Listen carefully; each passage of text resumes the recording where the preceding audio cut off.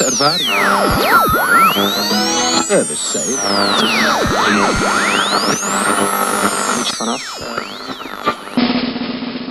It's the Con and Suranji Cosmicast. The mad adventures of a rapidly deteriorating consciousness embedded in a space probe launched millennia ago by a dying planet.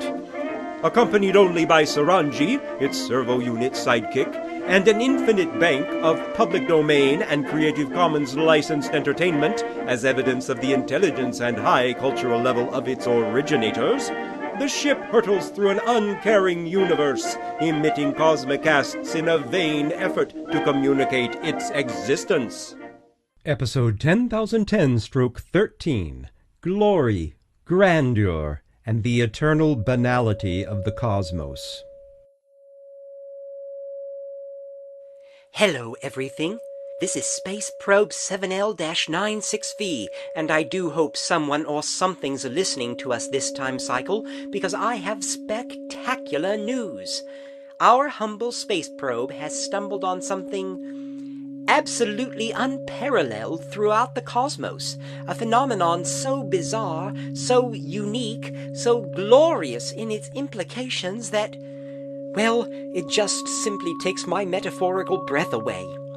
I can't believe what I'm seeing. Servo Unit Ranji is at this very moment conducting observations to try to get us more definite information on just whatever...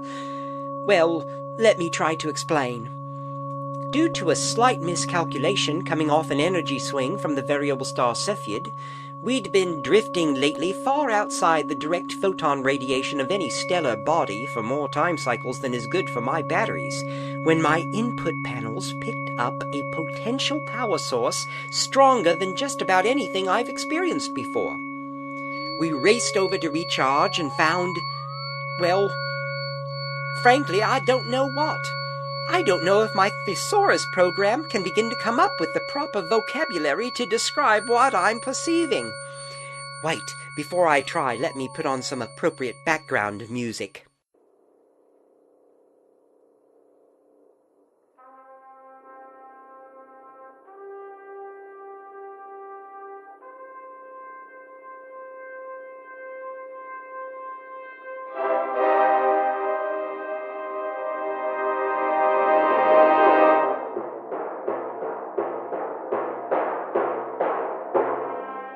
Perfect.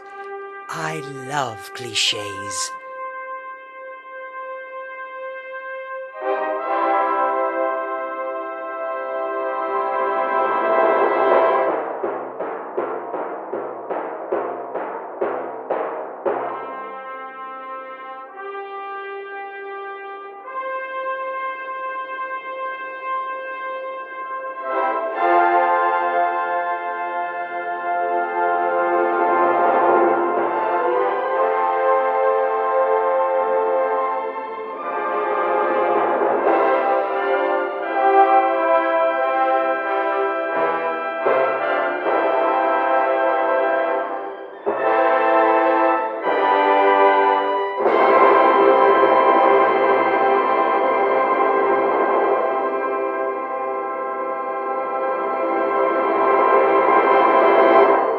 All right.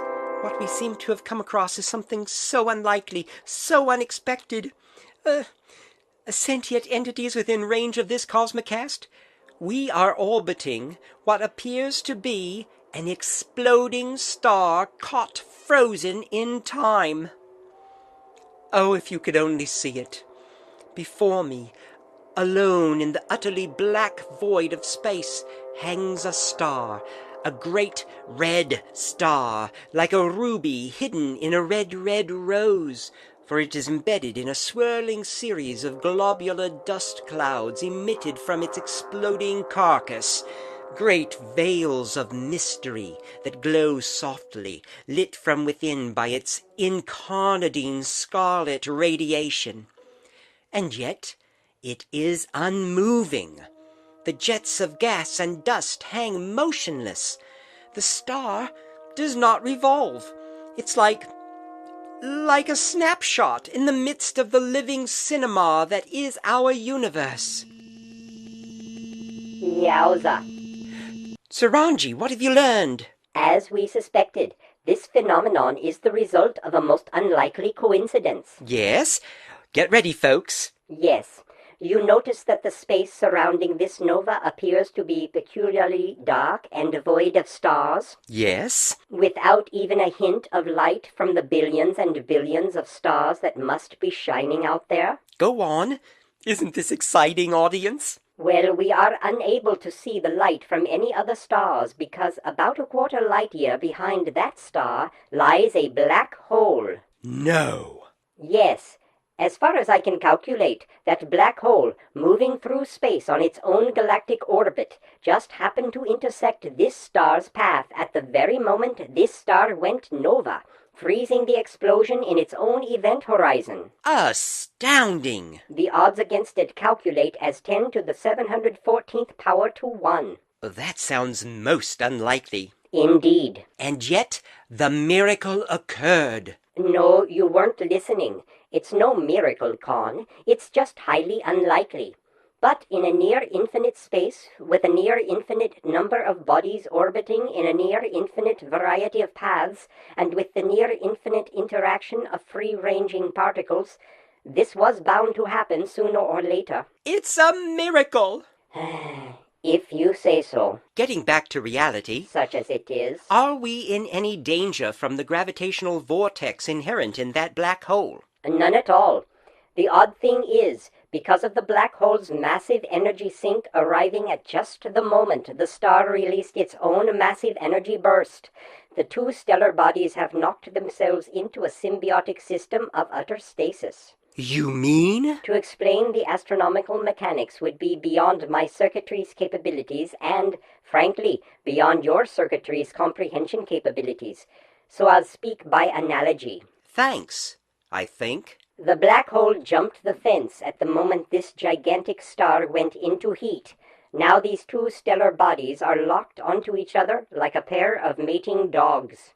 An image we could well have done without. Sorry. Luckily, we can assume that most sentient entity populations have no clue what a dog is. Granted, I did not mean to be entity-centric. So let's stick with my floral metaphor, shall we?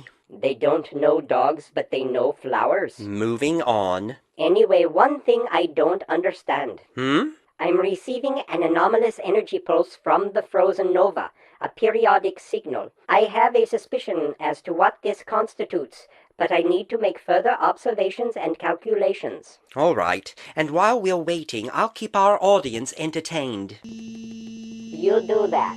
This is so thrilling. Now, while we're waiting, let's explore some music almost as awe-inspiring as this magnificent spectacle.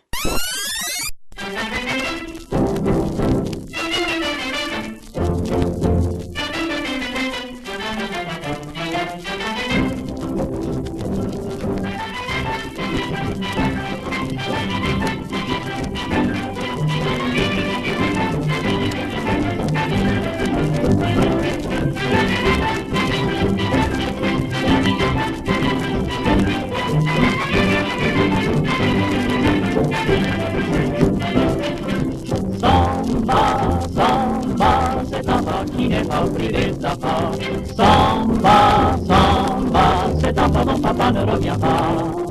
Samba, samba, c'est la voix, c'est l'appel du sang qui bat. Samba, samba, samba, la samba, oh samba va. Ah, viens danser la samba bien vite. Ah, viens danser avec moi. La joie nous quitte, ah, viens danser la samba. J'entendais un beau soir au soleil couchant, une danse plus belle, la voix au sourire touchant. Rêvait un bel amour de cœur, depuis des jours et des jours, et son spirit qui vient de durer. Avant garçon, au diable, licence sur main, et sans façon, il la belle enfant par la main. Il a serré très fort dans ses bras, avec une fouille insensée, et tous les deux commencèrent à danser. Samba, samba, c'est un pas qui n'est pas privé d'appart. Samba, samba, c'est un pas dont papa ne revient pas. Samba, samba, c'est la voix, c'est l'appel du sang qui bat. Samba, samba, samba va dans samba, oh samba va. Ah, viens danser la samba bien vite. Ah, viens danser avec moi. Ah, il faut pas que la joie nous quitte. Ah, viens danser la samba. Depuis ce jour, il y a de l'amour dans le monde entier. On n'entend plus à l'entour qu'un bruit de baiser. On entend les oiseaux qui chantent une chanson touchante et le voix délirante dans l'air léger. C'est la samba qui fait tout ce miracle-là. Tous ces gens-là vont danser grâce à la samba. Dans les rues de la capitale, les amoureux enlacés, les yeux remplis d'étoiles s'en vont danser. Samba, c'est un pas qui n'est pas privé d'un pas. C'est un pas dont papa ne revient pas. Samba, samba. Samba, samba. Samba, dans son samba, oh samba va. Samba, dans son samba, oh samba va. Samba, dans son samba, oh samba va. Samba, samba.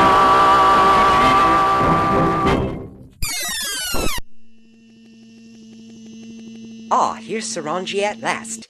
What did you find out, little buddy? Con, there's a planet out there. What?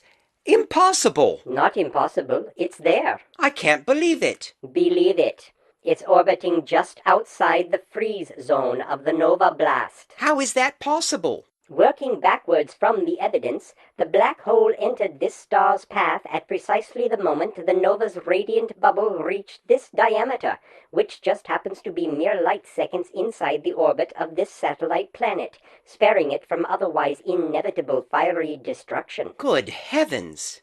Another miracle! Do you think there's life on that unfathomably lucky orb? The radiation from the nova explosion would almost certainly destroy anything carbon-based on that planet, so it's highly unlikely.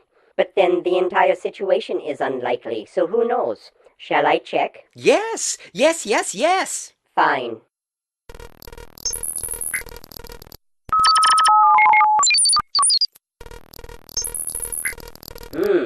Interesting. What? What?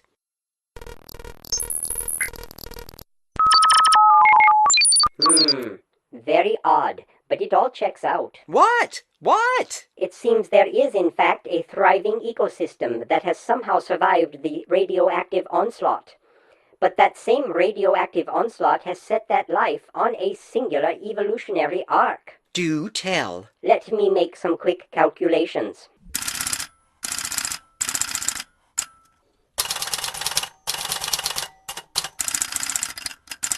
Peculiar. Yet the logic cannot be gainsaid. Range, I'm on tenterhooks. Aren't you, listeners?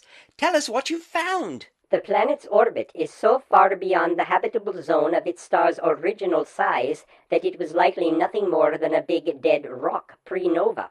However, when the nova blasted and spread in milliseconds to its current size, only to be arrested in its outward rush by the black hole, the new proximity of such heat and radiation allowed life to develop. Fascinating. No, that's not the interesting bit. Oh? The interesting bit is that the planet's revolution about the nova takes only 62 time cycles, while its rotation on its axis takes... Ready? Yes. Just 62 time cycles. Ah, so 1 year on the planet is... 1 day long, yes. And because of that, one hemisphere of the planet turns toward all that burning, raging, radioactive inferno for a half day, or half year, and then turns away from it for another half day, or half year. Ramifications? Life on one hemisphere comes into being first thing in the morning, mutates rapidly, evolves to sentience, and then goes extinct due to radiation poisoning by nightfall.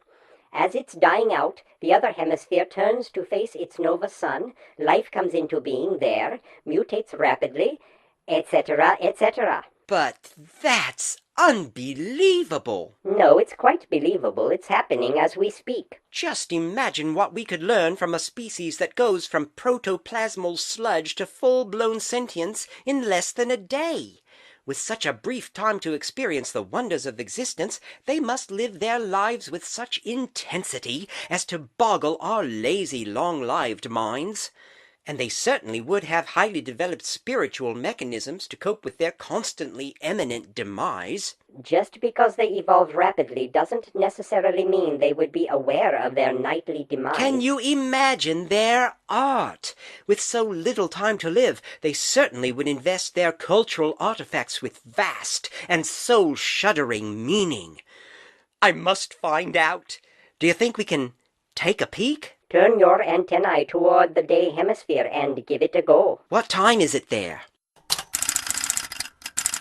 Heading towards twilight. Oh my goodness, they'll be at the peak of their evolutionary development and already preparing for death.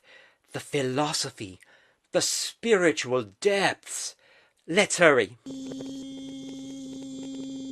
There, I've got a bead on it, but I'm not picking up much of anything. Perhaps they don't ever evolve far enough to develop broadcast media. No, wait. What's this?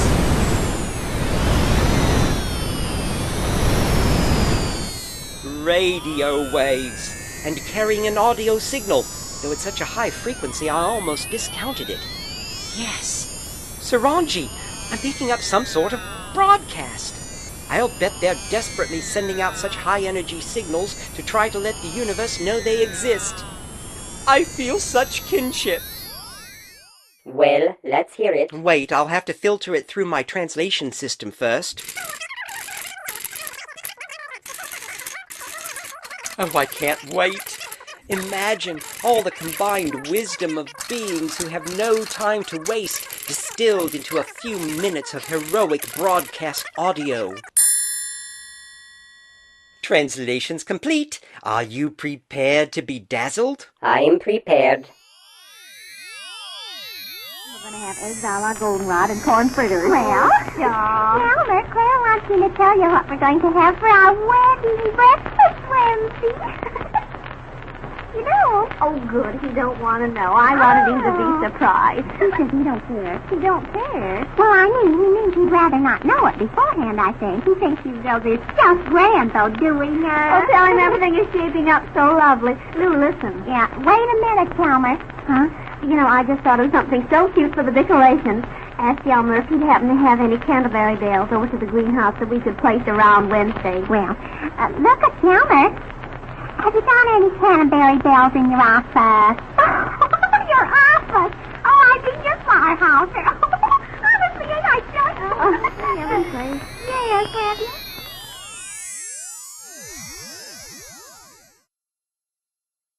Huh. That's it, eh? That's it. All there is? Uh-huh. Behold the profundity of those forced to live their brief lives to the fullest. Mm-hmm. Well, I suppose it must at least be comforting to you to learn that banality appears to be a universal trait. What's that supposed to mean? Never mind. Anyway, back to business. After all, we didn't come all this way to stand around contemplating unpleasant parallels. We came to recharge our batteries. Let's swivel my input panels round on that nova and... I must inform you of a potential problem with that procedure, Con. Now what? The black hole and nova and planet are all three in a state of perfect stasis. In more ways than one. Their three widely varying energies are in fragile balance.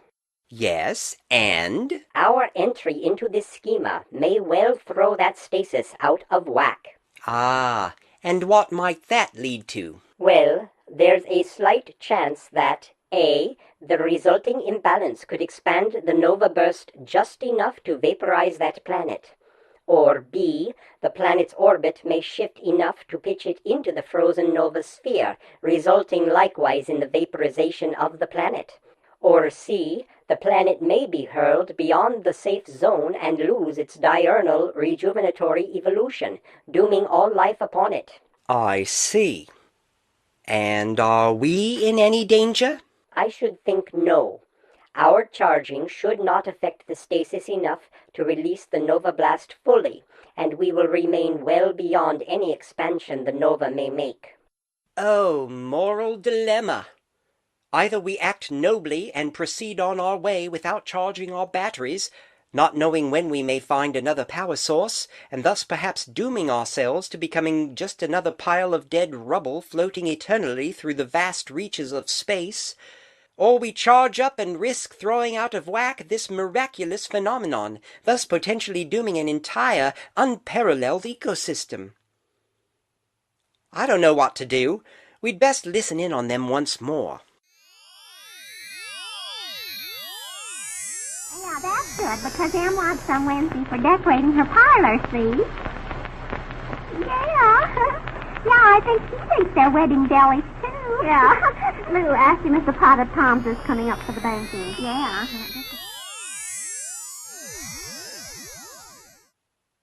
I'm for it. Charge! Happy to oblige.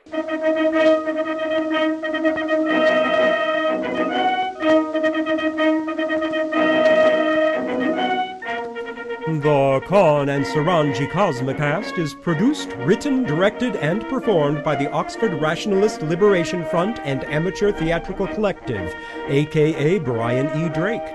Creative Commons licensed for attribution, non-commercial share-alike. All embedded sound in this Cosmicast was either self-created or public domain.